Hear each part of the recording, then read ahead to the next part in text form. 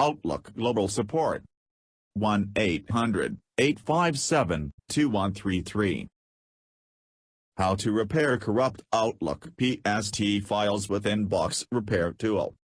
For all versions of Outlook. Step 1. Click Start. And then point to Find or to Search, depending upon your operating system.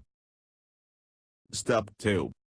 In the Search for Files or Folders named box, type scanpst.exe. Step 3.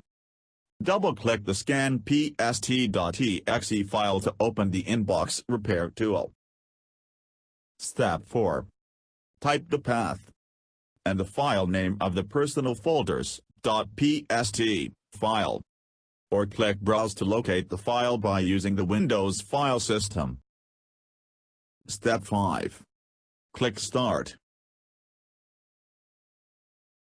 Call now to troubleshoot your technical issues. Outlook Global Support 1-800-857-2133. Outlook Global Support 1-800-857-2133.